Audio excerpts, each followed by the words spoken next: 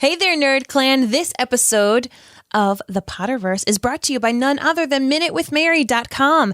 Listen, this is November, and November is the time when not only you have to start thinking about presents for your loved ones and your friends and your coworkers and your dog sitter and your babysitter who you probably see in Zoom right now, who knows? But also you treat yourself. I mean, who doesn't go shopping for themselves in the holiday season, yourself. Right? Treat yourself. This week, if you're listening to this episode, the week that it comes out, I've got a lashes treat yourself where you can get my best-selling 4D mascara and either a lash serum to grow your own lashes stronger, and you can use it in your brows, or a lash primer to take your results to the extra next level with a deep conditioning treatment that volumizes and lengthens your lashes.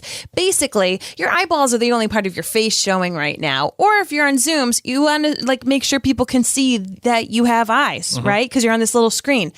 Let's get you some lovely lashes. I know for me, it makes me feel like $1,000,000. I got the major hookup for you. Head on over to MinuteWithMary.com, click on Shop Now, and you will see the lashes bundle. You're welcome.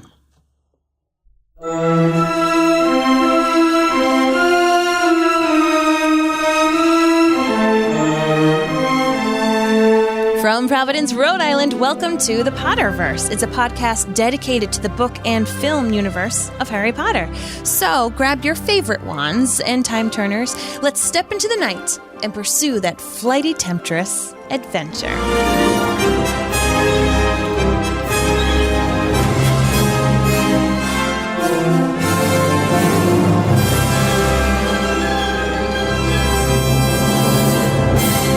Everybody, and welcome. My name is Mary Larson. Oh, my name is Blake, and I cannot believe. My name is Blake. Cannot believe that we're done with the Chamber of Secrets. We're just done. The book is done. That's it. I'm really excited for Prisoner of Azkaban. I've enjoyed Chamber of Secrets. I think this might be my favorite time of reading the Chamber of Secrets, and maybe it's because it was your first time. That's what she said. I know. I'm just happy that I was able That's what she said. to be a part of this with you, Blake, to read this book where you get to we'll dive into this more, but there's so much fun as a seasoned Harry Potter fan to go into the Chamber of Secrets. It really kind of opens up a lot of doors that we later on get to explore. But I'm so excited to keep going on to the series that I'm actually wearing my Expecto Patronum shirt right now, as I am quite thrilled to be heading into Prisoner of Azkaban in the near future. Now get your Expecto Patronum shirt at the Mary and Blake store. Just go to theMaryandBlakeStore.com. You're welcome, world. You're welcome. Well, before we get into this episode, of course, and you want to know how deep we can go into this, of course, we have a quick question of the day. Yes. Where do you rank this book among the 7, Blake? Yeah, we asked this question on the Sorcerer's Stone wrap-up episode. And of course, this is the wrap-up and mailbag episode for everybody for the Chamber of Secrets. This is listener-driven, so this is what we're here for, and this is how we want to begin it. Where do we rank this book among the 7 books? And it's so hard. It is hard. Obviously the most fresh on our brain. I'm putting this. I think I'm going to put this. Can they all just be first place for me? No. I think I'm going to put this. I'm going to put this 4th. I think. Okay. I'm going to put this 4th. All right. What are above it? Azkaban. Okay. Hallows. Okay. Order of the Phoenix. Okay. Oh gosh, no! I'm going to put it 5th. I'm going to put it 5th because I really hard. I really love Half-Blood Prince, and then it's going to be this. Okay. It's going to be this. This is above Sorcerer's Stone. Those are the books that you actually read. I know, that's true. Good point. Before we decided to do the Potterverse. Well, those of you who are watching us live, please comment with, right now, after you're having the Chamber of Secrets fresh in your brain, the order of the books that you enjoy, top first being, your first favorite. And as regards for me, I'm going to tell you, honestly, it is very, very hard for me right now. Okay. I think that I'm going to have a clearer head about ranking of books in the next couple of books, as it has been a while since I have gotten into Prisoner of Azkaban and Goblet of Fire, even though I must say that Goblet of Fire has been playing in our house nonstop for the past 2 months, I'm pretty sure. I know. It's... Oh, it just won't end. Our children's echo. That's what they're listening to on Audible all the time. And like, it's all fun and games until Cedric dies. Okay. It's all fun and games. And then my kids are asleep and I'm like, do I really want them to be listening to this graveyard scene while they're dreaming? No. Nonetheless, as I said earlier, this was my favorite time reading this through. Maybe it's because we're taking so much time with it. Maybe it's because I'm experiencing it with you for the first time, Blake. Thanks. But yeah, so before we get into this episode, we of course would love to remind you to subscribe to the podcast. If you're just finding us on Facebook or Instagram or Twitter for the first time, you can actually subscribe so that the newest episodes of the Potterverse are automatically sent to your phone. Or you can head on over to maryandblake.com. We have a slew of other podcasts there. And we've got fun stuff going on at our patron website, jointhenerdclan.com. Once again, that's jointhenerdclan.com. In particular, next week, we just can't get enough of British accents with Harry Potter. Oh, my God. We're all about the British life right now. We're going to be like diving deep and doing a binge watch and podcast of The Crown Season 4. So we did a podcast for The Crown Season 3. At some point, we'll do Seasons 1 and 2. Blake never watched Seasons 1 and 2. We are going to literally binge an episode, podcast right after about it. Binge an episode, do a podcast right after. And we are going to do all of the newest episodes of The Crown, which comes out on Netflix this weekend. In 3 days. In 3 days. It's going to be bananas. And it's only available to our friends at jointhenerdclan.com. Yes. So if you're a fan of The Crown and you're a fan of Blake and myself, make sure you head on over. Not only will you be getting the audio version of the podcast, Keep Calm and Crown On, but you'll be also, too, getting the video version of what we're doing just like right here, right now, as we're recording the Potterverse. So, cool. Yeah, so I'm very excited about that. Yep. Means I need to brush my hair when we do The Crown. Well, I'm binging it. I won't be able to be like my Netflix binge attire. Oh, no, you can. It'll be fine. It's for all of our friends. Oh, all right, let's get into the show. Let's do it. I solemnly swear that I'm up to no good.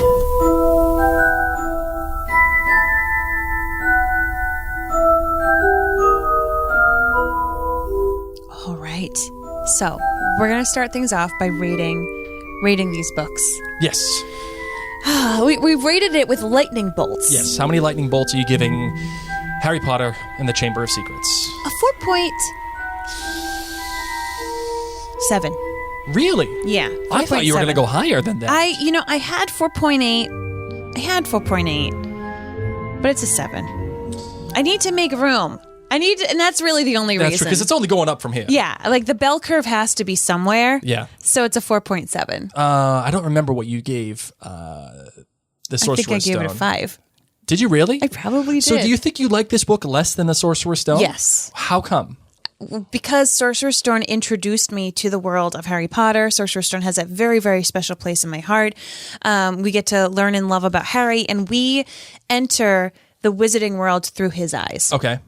I think sequels always have a difficult time following something so original. Yeah. You're just going to stick with that? Yes. All right, I'm going to go with 4.6 Oh, so we're in the same realm. We're in the same realm, but it's still below. It's still below. It's still not a 5, but it's still an A. And yeah, but because you see, I have to... It's a solid A. I have to like this more than the Sorcerer's Stone. Oh, okay. I do. And I gave the Sorcerer's Stone 4.5. Okay. And I like it better. Not much better. But I know that things are only going up from here, so I have to stick. Preach. If anything, I'm going to give it a 4.59. But it's a 4.6. I'll go with that, just because there's some really good things happening in this book, and we're going to get to them right now agree. with G, B, G's. Marvin, you're good, you're bad, and you're great for the Chamber of Secrets. What do you got? So my good is just to see the relationships continue between these children, between the students, whether it's, the Draco and Harry dynamic that really, really gets fleshed out a lot inside this book, or if it's just how the trio themselves have solidified and no longer is Hermione this person out. Mm-hmm. Granted, she's out of half the book because she's petrified or furry, but just how they're able to trust on each other and really rely on each other's strengths and weaknesses. My bad, this is so petty, but just the unbelievability of it all, reading it as a teacher. So when I read it before, I don't think when that's I first... petty, kid. Okay. I don't think that's petty. I think that's a very constructive criticism. Okay. When I first read it, I was I was in high school. So, no matter what, you're like, yeah, these 12-year-olds wouldn't have been able to do all of that. But now as someone who has been a teacher, who is an adult, who's a parent, I read this and, I can't get it out of my mind. Like, where was Justin Fletcher's parents when he was petrified for half the year? They were off in Mallorca. Do you want to know why? Yes. Because they don't care about JFF. Nobody does. They were with the Weasleys, right? He sucks. Or just the fact that like the professors don't really notice the kids doing this stuff. Just that little bit that every once in a while irks me. And I know it's a children's book and I know that it's fiction. I need to get over it. But that was something that bothered me a lot in this book. Whereas when the children get older, yep, it is much more believable to me because I do understand once Harry has the Marauders map and can get around a lot easier, and he is older and he has a lot more respect from the teachers, and he's actually a lot more transparent with the teachers at that point. Yep. We see his relationship with Lupin in the next book. So that's my bad. And then my great is reading this time, not only with Blake for the first time for him, but seeing it through a different lens. I'm really challenging myself this time through the series to read it and pay particular attention to everything that happens with Snape. And Snape isn't mentioned that much inside this book. He's really one of the minor professors, but the little bits that we do get to see of him, knowing the future of what happens, and also seeing it through Dumbledore in this particular book, seeing, as I said, doors that have been opened, Horcruxes, and some of my favorite lines of the series are from this book. So lump that all into one big great. That's my great. All right, for me, the good. The way that the author very casually expands the universe. Yes. Without being overt, without being like, this is important. It's just very casual. It's things like Tom Riddle. Tom Riddle, the way that the character is introduced, things like expanding a little bit more on Nocturne Alley, the magical nature of how things can be manipulated, like the car, and even invoking some of the history of the world that they're in, including how Hogwarts was founded and the 4 founding members, what happened between them, why Salazar Slytherin was the way that he was and left the school. Expanding the universe so that even like the idea that there are classes inside the universe, right, exactly. There, and there's not only classes, but there's hard divides between all these classes, and there is, for lack of a better term, racism within this world. Not everything is rainbows and unicorns in this world. No, things get ugly here. It's not just Hogwarts. It's not that. Anything from the trolley, dear. Yeah, and that's cute. I like a lot. That's cute. But there's bigger things at play in this world, and that is something that the author does very well. But at the same time, there's a bad. There's a bad, and I have a tie. For there's a tie bad? Oh, yeah. Yes. Okay. The fact that the Chamber of Secrets is in almost structurally complete and near carbon copy of the Sorcerer's Stone, structurally. I find that frustrating. I will say that the Chamber of Secrets is told with, I think, more confidence and with more, again, attention to detail. But the fact that it's just frustrating because I wanted her to do something different than what she did in the Sorcerer's Stone. It make the jump from, like in Star Wars, from A New Hope to Empire Strikes Back. The jump is the next book. That's true. Yes. That is absolutely true. She does do that, but I wanted that more from the second book. But that's okay. And the other one is, and this is my real bad, Fox being the Deus Ex Machina. Elaborate what that means? Just the thing that shows up to change the whole story for saving the day. What's Deus Ex Machina mean? That means the thing that just shows up out of nowhere. It's a writing term. It's something that it's just it's not about a machine. No, it's a machination of the plot. I did not know that's what it meant. That's why you got me, girlfriend. I thought it was a robot. Fox just shows up, saves the day, and changes the story and says, "See you later, I'm out." And the only reason why Fox does that is because the book needs him to do that. Without Fox, the book ends and the story ends because Harry dies. So #spoilers. The great for me, also a tie. Also a Yep. time. The distinct characterizations for many of the characters in multiple ways for a lot of these characters, whether it's Lockhart. Lockhart is what he is, and you know what he is, not because of what he does, of what he looks like, or what he says. It's the way that he acts, the way that... I mean, everything else really helps when it comes to Lockhart because there is quite a picture painted of him. Right, exactly. But if I said, give me 3 adjectives about Lockhart without telling me his appearance, what he does, or what he says, what would you say? Oh, he's conniving. Yep. And he is selfish. Yep. And he is boastful. And the fact is that right off the top of your head, without being prepared for that question, you could give me those characterizations like that. Yes. And once you have that, that's I was just picturing like his lavender outfit, but yes. That's okay. You could draw characteristics from that because that's what he is. And when you can do that, you have a real character. Let's see, what else do I got? Let's see. If it's Tom Riddle or even the Ford Anglia. The Ford Anglia has characteristics that it's specific to the Ford Anglia, which is really cool. But my real great is the book is strikingly more mature than the Sorcerer's Stone. And yes, it's because of the basilisk and rip, tear, kill, all that stuff, sure. But really, it's because of Harry's journey of self-discovery. He doesn't know who he is. It's one thing to be, like I said before, wee Hogwarts. It's one thing to do that and say, I have a home now, yay! To, am I the heir of Slytherin?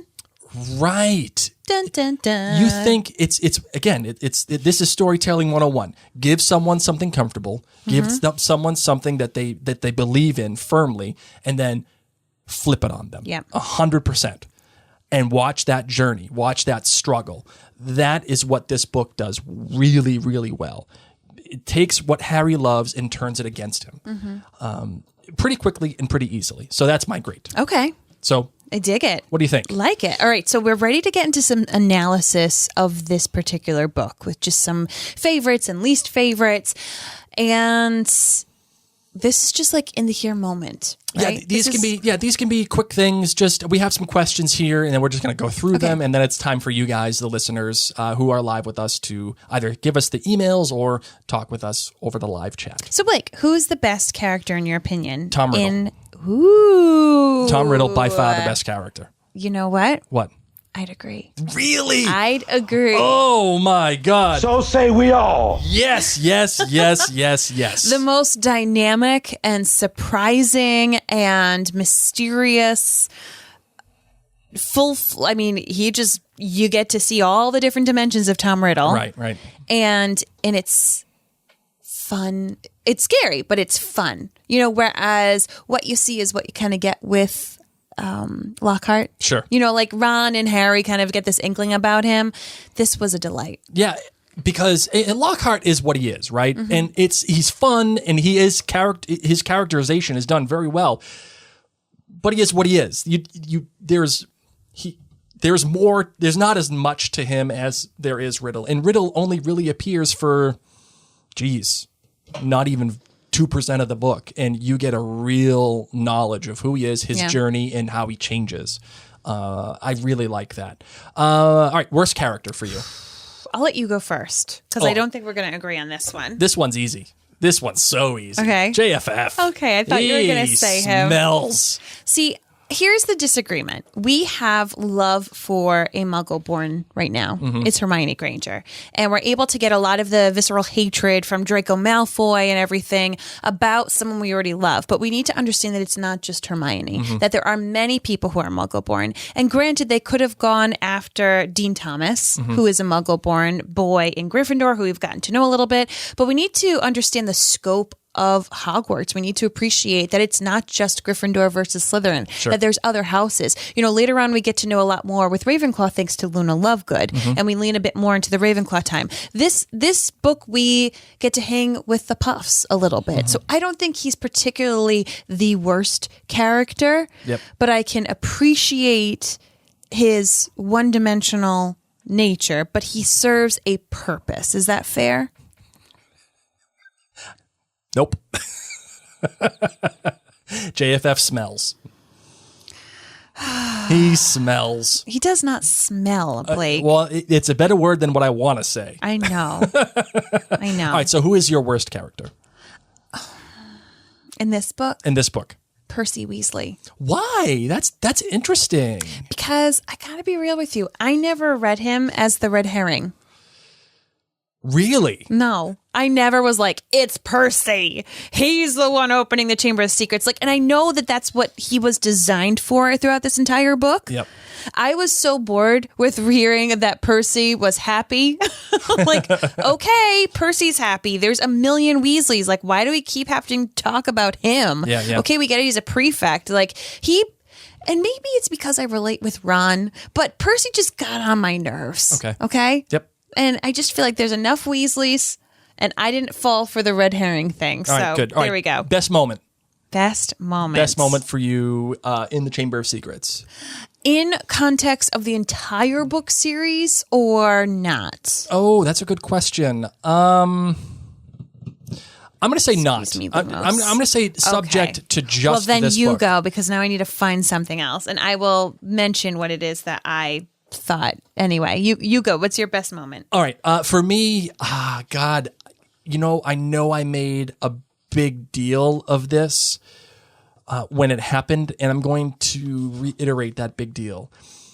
It's that small moment when Harry finds Ginny and he's out there looking for something. He's looking for anybody to help him, and Tom Riddle shows up.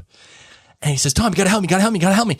And Tom doesn't do anything but just lean against the column very casually and has no sense of urgency or anything. It just leans against the column and says, she's not going to wake up. I love that moment because it says so much about Harry.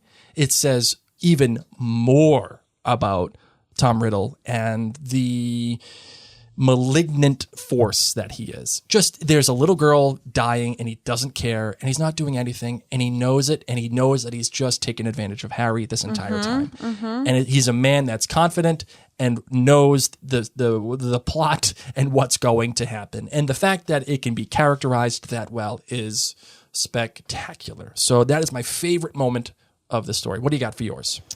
So it's hard for me because, as I said, it's hard for me to not look at this in relation to the entire story, to the entire Harry Potter, the Potterverse, if one may. Oh, look at you. Brandon, got to protect the shield. Right?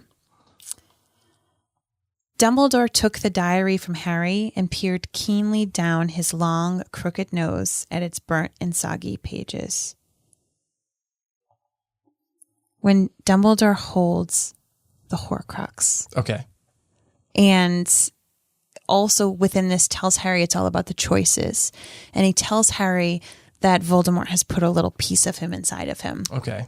So here he is holding it, realizing that Voldemort was able to do some really crazy magic, knowing what he was looking into, knowing the possibility of what he's potentially holding, realizing that he needs to tell Harry about this. And Dumbledore is really he's on the precipice of figuring out some major pieces right here. And yet Harry's way too young to tell him, That's true. And he's also, what I feel like now this time reading it through, he has tested Harry to see if Harry makes the right choice, to see if Harry makes the valiant choice, the selfless choice, the right choice. And he does. Right. So sorry that I can't just say it. No, that's okay. But that's how it is. No, that's fine. That happens. All right. Worst moment. Worst moment of the book for you. Something that you read and you roll your eyes. You say, The Death Day party?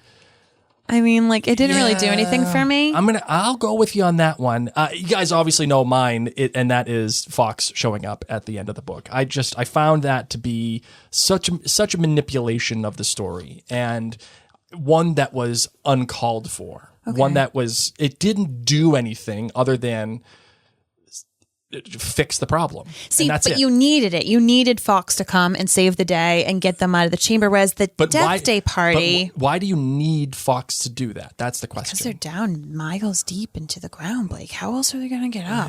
They can't Wingardium Leviosa themselves. I mean, maybe you can, but I doubt 12-year-olds could. All right. So, Death Day party for you. Worst moment. Well, I just feel like we start to really get involved with the ghosts, and we do have some time with them later on, but this just was not one of my favorite ghost moments. Yep. It was interesting. It was whimsical, but then nothing else really from it. Granted, we need to have a little bit more emotional investment in Sir Nicholas because he gets petrified. So I appreciate that, but I mean, the proof's in the pudding too. They cut it out of the movie. Like, it's just not. It was something for them to be at, so that they were not at the Halloween feast. Yeah, I agree. And in the film, Sir Nicholas gets petrified, and you still feel just as bad. Yes, you still feel like, oh my God, that happened. Yes, and you don't need the Death Day party to do that. So it was fun. I also think too, because it's not in the movie, I don't get to visualize all of that whimsy. I wonder if the Death Day party was included in the movie, if it would be something that we as nerds would incorporate into our Halloween. Would we have you think of all the things you think about pumpkin juice, you think about all the things that we think of as Potter, and we incorporate, and because we haven't. Just nothing much. Is the book too long? Too cumbersome? No. I would suggest that it might be. I mean, I don't call it long compared to everything else that is in the series. I would agree. Coming up, we're going to have the books double in size, effectively, even more so in some cases. Prisoner of Azkaban's not that big, but once we start getting into Goblet of Fire, books, so I would say that it is a tad too long. Death Day chapter being one of the chapters. I would disagree because if you had to wait a year to get another book and to enjoy the series, if you're having fun in the magical world of Harry Potter, like, you want to really savor it, and if it's too short, you don't get to have that. And so much of it, they still do have to flesh out the universe. So I will appreciate your thoughts that you think it's too long. I don't think it's too long at all. What are your thoughts on how Harry begins and how Harry ends the book? Because that is, I think, probably the most important part of the book. How does our hero begin? How does our hero end? What would you say that is? I love it. I love the book ends that the author does, just with it really kind of being the school year, like the end of the summer and then into school and then going and returning home with a lot more confidence. And as I said, one of my favorite things is just the relationships and how they strengthen in this book. And he starts off this book with the worst birthday, feeling alone, feeling like he had a taste of something and it's no longer real. And he really has solidified that through this book. Right. So I would argue also with you, Mary, to back you up. Why argue with me? I would argue to back you up. Oh, okay. He starts off the book alone in the worst birthday, as you said, in the Muggle world.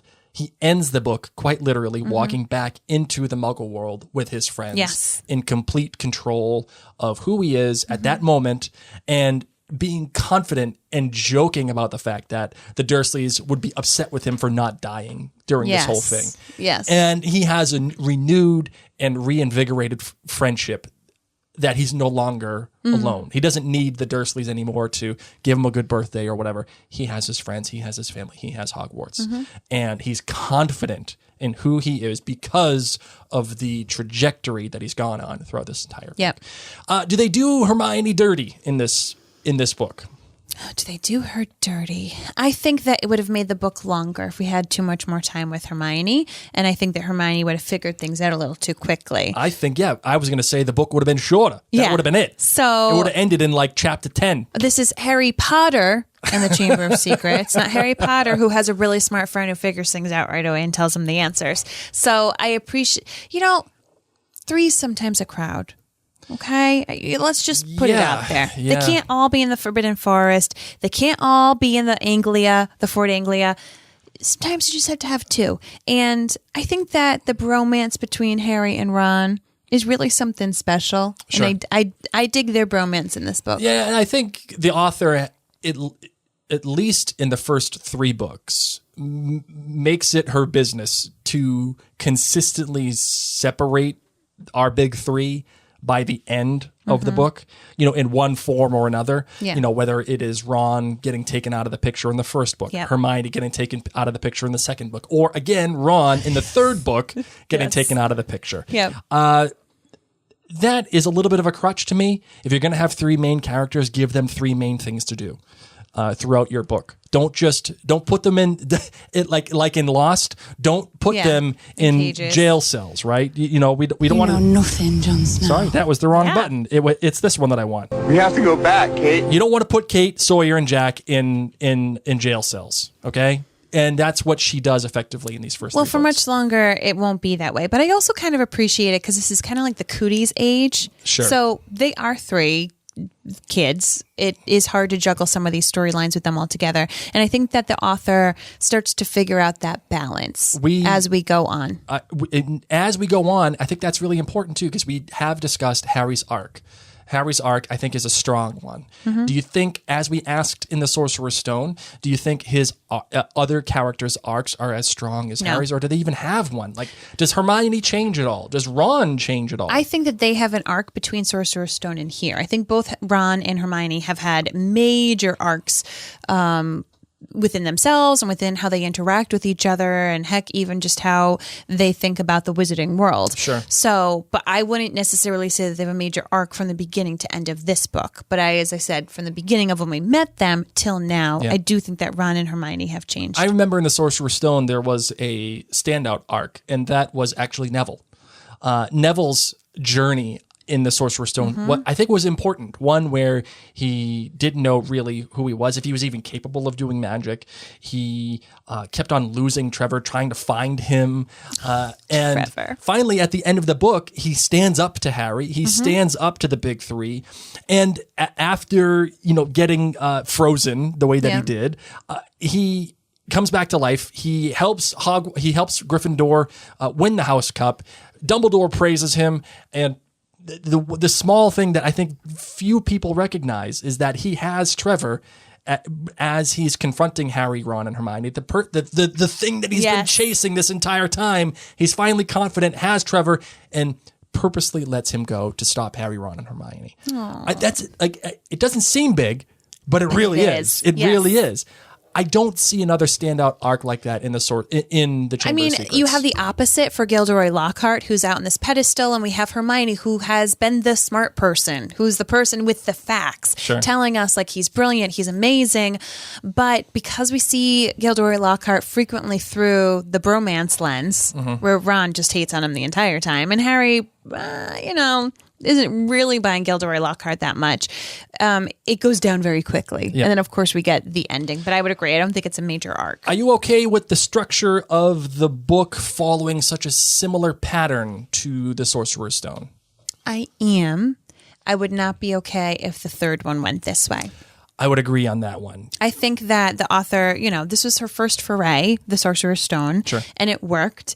And it was like, all right, well, I guess I can write a second one, and just followed that same template. But then with her confidence growing, with the confidence in the fandom and the world, really she took that and just blew it out of the water. And I think it's really great because you think 11 and 12-year-olds, simple stories, get this going. But as we move on, it is fun to see the evolution. All right, Marvin, you ready to release the hounds? Yes. You got anything else you want to say about this as a wrap up or anything? No. All right, you ready to release the hounds? I am. Let's do it. Okay.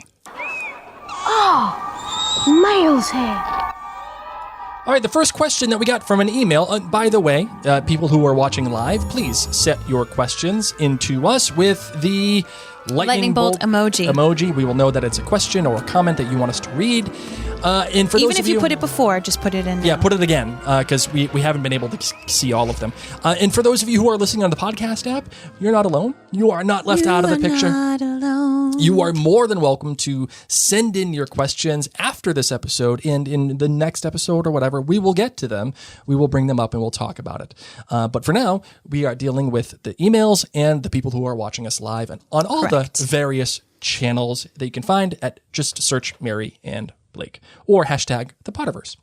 All right, the first one comes from Patricia. She says, "Hello, Mary and Blake. Something that has always puzzled me is why Voldemort could have a corporeal form with the first Horcrux as is 16 and 17-year-old Riddle self when it was created, but not within the rest of the objects, looking as he would have looked when they were created. Any ideas? Thank you. So love watching you guys create your podcast." Marvin, Great thoughts? question. So I mean, the way that I took it is he was sucking out Ginny's life force and life energy, and that's what made it different versus the other Horcruxes did not necessarily have that purpose.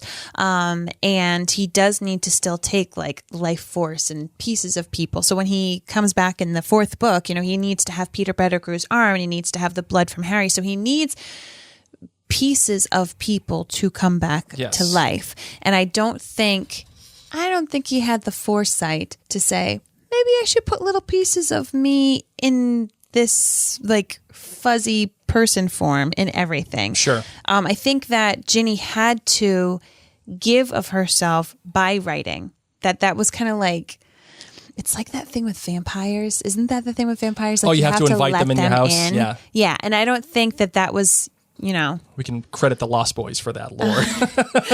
but you know what I mean? Like, I think that's how it kind of had to be. Like, she had to invite him in to give that possession power, whereas the other Horcruxes are just things that don't necessarily interact nor have a ghost-like thing attached to it. I think Patricia brings up a great point here, too, which is his first Horcrux is the diary. And it contains his 16/17-year-old self, whereas the other Horcruxes are they his older self? Does he take that form because that's his older self? No, like that's what I'm saying. I don't think his form comes out of those. Oh, okay. I see what you're saying. I don't think there's like Ghost Tom Riddle in each of these. I think that was a special one that you had to have through that like Understood. Okay. writing and like pouring your heart in kind of thing. Yep. Okay. Got it. Opening the door for the vampire. Good question. Denise Smallage asks, who did Riddle kill to make the first Horcrux? Moaning Myrtle. Look at you. Good one. Good one.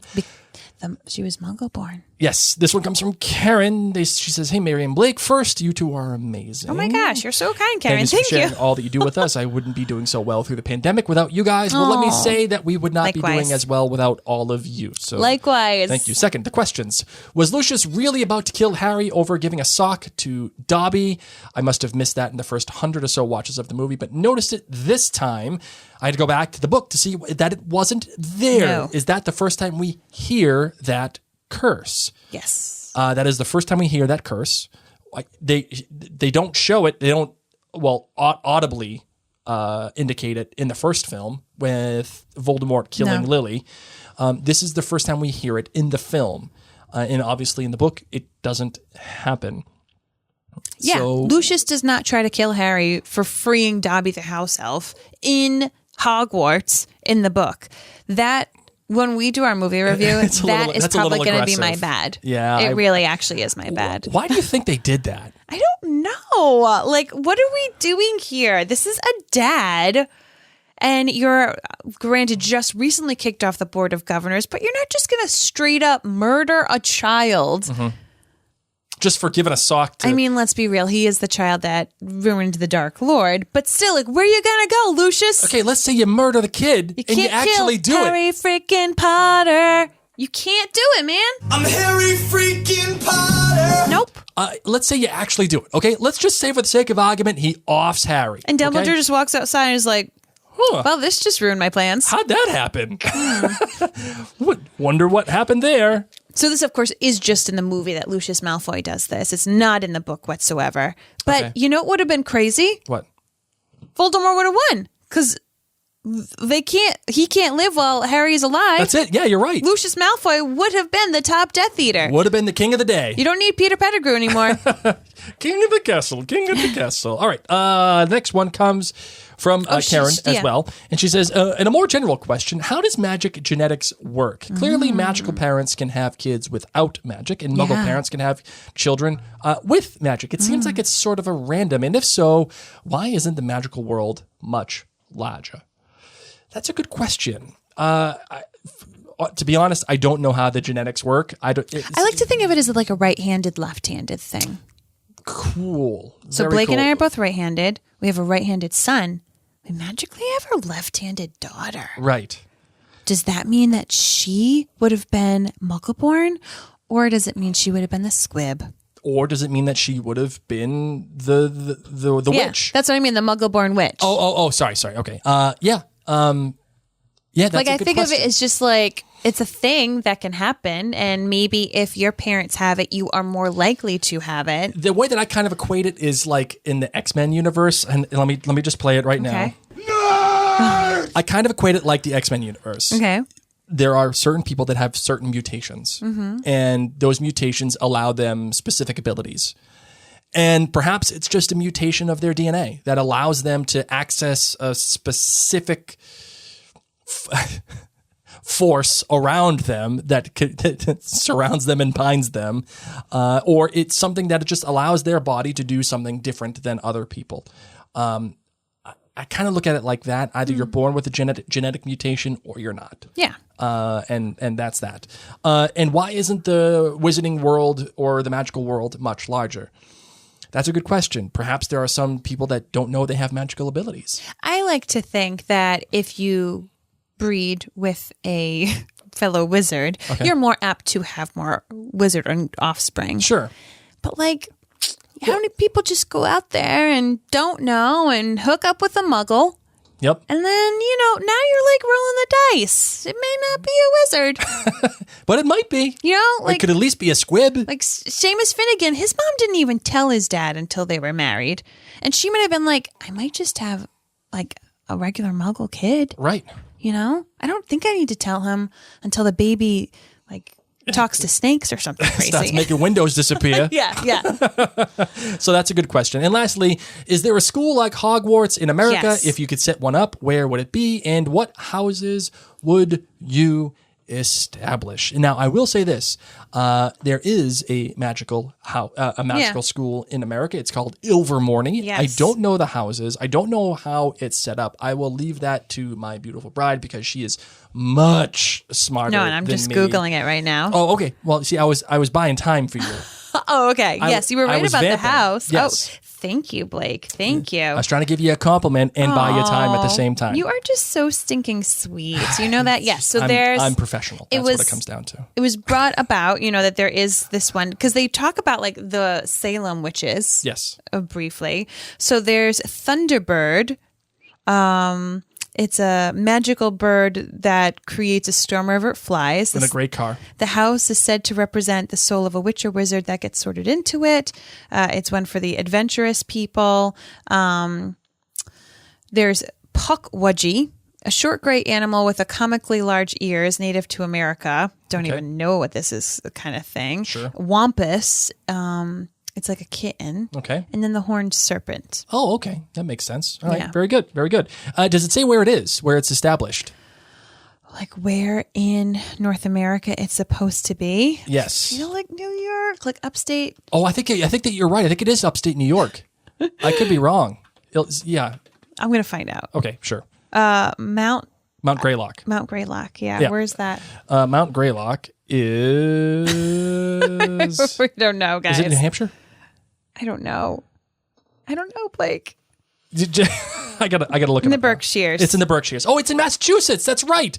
Oh my goodness. Yeah. Oh, because then it would make sense because of the Salem witches. Yes, So okay. there you go. Mount Greylock in Massachusetts. The Massachusetts boy didn't know, this. Yes. I know. Well, I couldn't remember if Mount Greylock was in Massachusetts or New Hampshire. Okay. But I couldn't. But Now you know. Whatevs.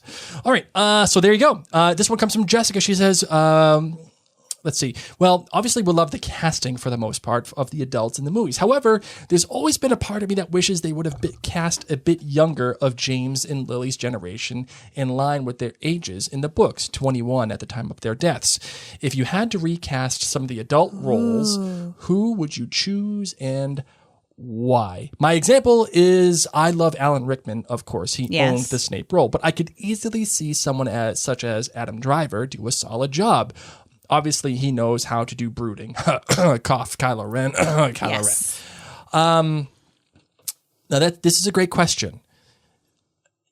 You have to go back in time when they're casting these films to talk to get those roles. Or if you're going to do a modern recasting, who would you recast? Ooh, I definitely think that Adam Driver would be an excellent Snape. He would be an excellent young Snape. Yeah. Young Snape meaning like young adult Snape, not school age Snape. Yeah, no, young adult. You know? So let's say, well, I mean, see, that's the issue though, because they did a great job like CGIing Benjamin Buttoning Alan Rickman. yes. But I agree with the fact that Harry's parents, who were killed around age 21, 22, I wish that their ghosts were, like, that's the thing that's confusing. Their ghosts show up the age that they would have been if they were still alive. Okay. Versus their ghosts, their forms. Well, I don't know, because in the picture, they are who they are, like that age. Exactly. Like, they cast old people to be, and because of that picture where they're like swinging around in Harry's scrapbook, that is not a 21-year-old couple. That's what I'm saying. Yes. So they made the choice to cast them the age that they would have looked at this point with an 11-year-old boy. Okay. Understood. Which makes sense with Sirius Black, because Sirius Black, little older than he should be. Probably. Obviously. But, I mean, Azkaban ages you, you know? Look at Bellatrix. Bellatrix don't mess around. She got aged. And the Weasleys are a little older, but like, let's be real, they've been having babies for 3 decades. So they better be older. They're fine. They have 15 million kids, just like Jenny Murray.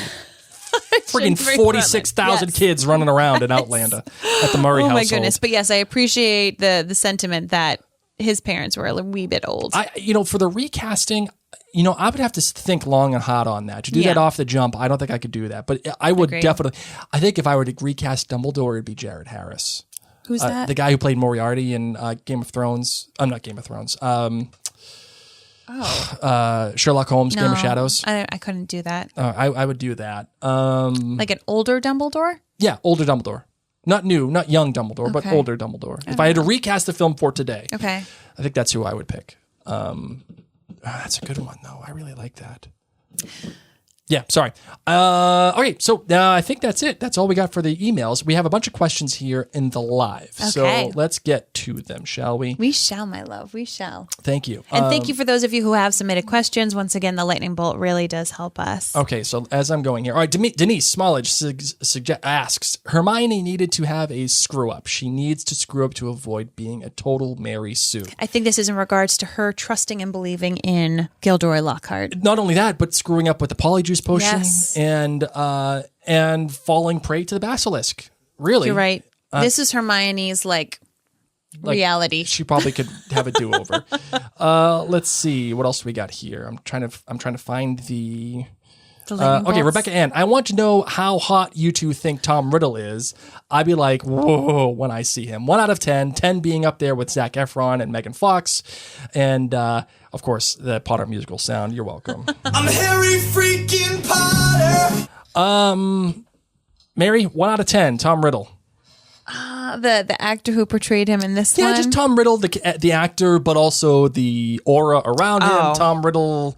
I mean, Tom Riddle, the personality, I do not go for bad boys. Do you see who I married? Like, he may be Slytherin, true. but like, if Slytherin had a Neville, it would be Blake. Trevor! Chasing my frog everywhere.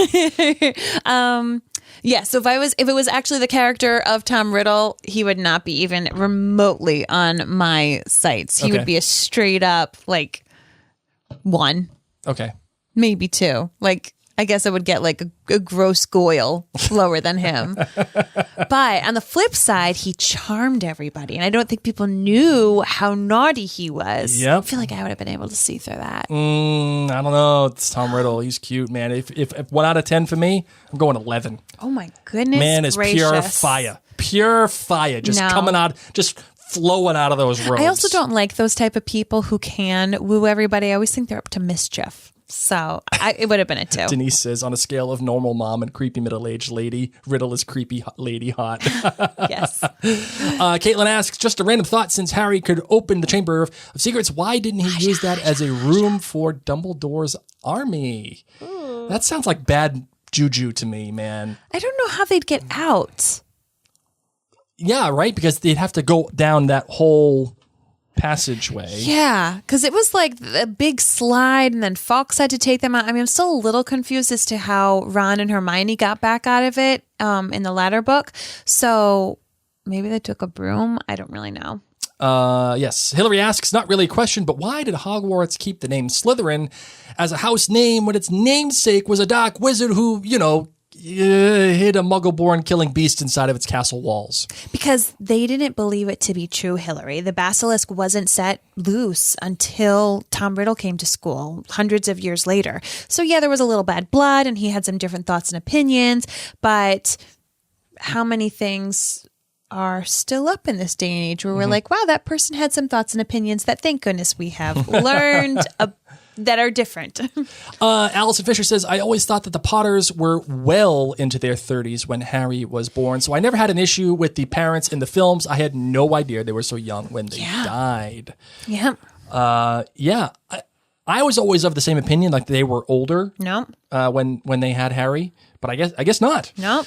Rachel asks, how well do you feel the movie followed the book, and are you okay with the changes and the adjustments that were made in the movie? Is there anything from the book you would wish had been in the movie? So we'll definitely have these kind of conversations in our next podcast episode, which is the movie breakdown. Yes. So I will be better equipped for that. I will say, as I said earlier, one of my least favorite things, if not my least favorite thing, is the Lucius Avada Kedavra. I'm going to kill Harry Potter over a sock. Yeah. That is something that I'm not okay with. I'm going to kill Harry Potter over a sock. Seriously. Aside from that, I found that they followed a lot of this book pretty well. Some things that had to be cut out, I was okay with. Yeah, like Bins being cut out. Like I'm okay with Bins being cut out. I'm okay with Death Day being cut out. Geez, what else? I'm actually okay with the scuffle between Malfoy and Weasley being cut out as well. Mm-hmm. I'm okay with that. Arthur Weasley and Lucius Malfoy. Yeah. So I'm down with how well it was portrayed and what they took out, aside from Avada Kedavra. I would say for the most part, in any adaptation, I'm generally okay with the choices for the most part that people use to cut out. I'm generally okay with them. The one thing in this book that I will give you an answer about is this. I wish that they had included Harry walking out with his friends out of Hogwarts. You could suggest, though, that it would be too similar to the Sorcerer's Stone and how they left that film. Yes. But like the different. Trade and Hagrid waving. It's different. I would agree.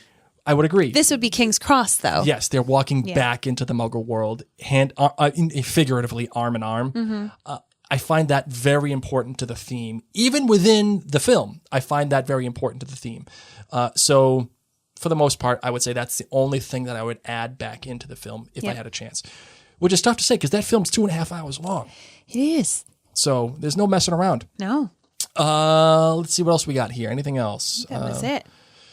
I know there were a bunch of other questions closer to the top. So let me see. We can't see them anymore. So can you vamp for me? Okay. Just for a couple minutes. Well, just know that this has been an exceptionally fun book, even though it is a bit copied in the template of the Sorcerer's Stone. We all know that it just gets really kind of crazy from here on out.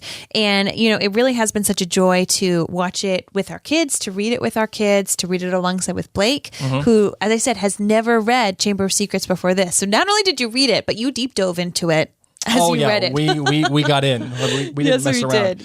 Yeah, those are all of the... And thank you all so much for staying tuned in to our reread of The Chamber of Secrets. So we are going to be going on to The Prisoner of Azkaban in the near future.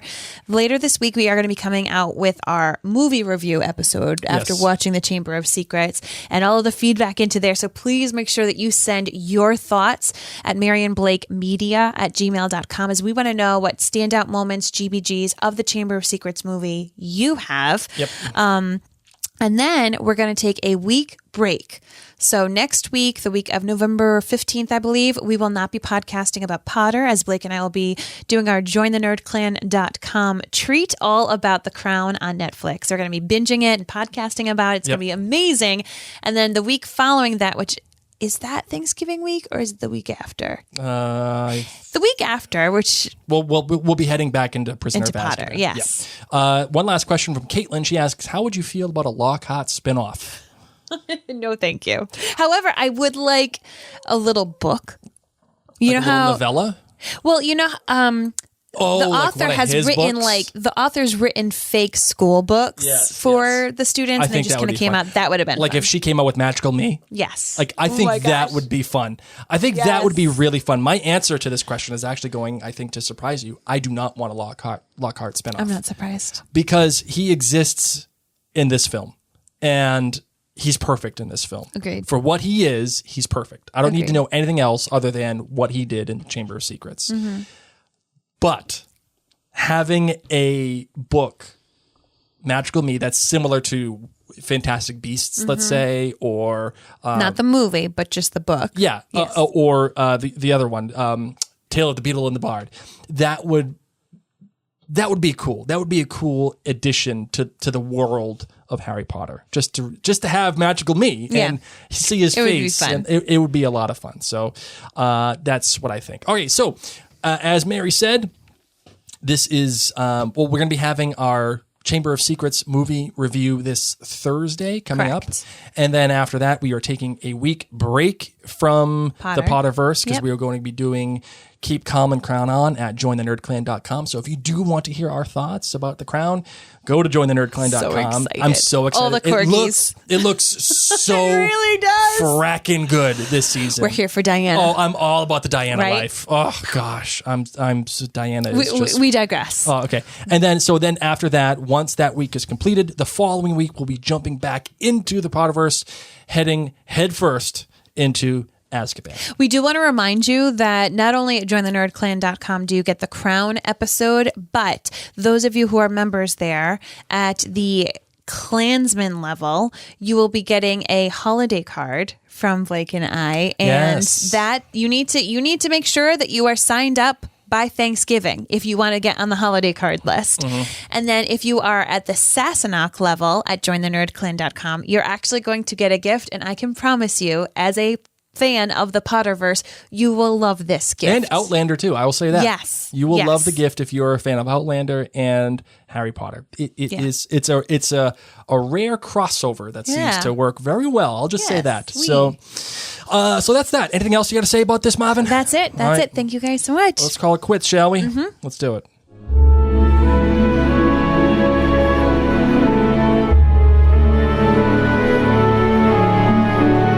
As always, we appreciate you and we thank you so much for being with us, being our Lumos in the time of Nox. 2020 has been a heck of a year, and we're excited to continue the Potterverse with you. If this podcast has brought you joy, has brought you some laughter, please, please, please tell a friend. You can also leave us a rating and a 5-star review in your podcast app of choice. This helps the community of the Potterverse grow. Well, don't go leading them. If they feel that we deserve a 4, if they feel we deserve a 3, and God forbid we deserve a 1, I want an honest review. That way, if we suck, I want to get better.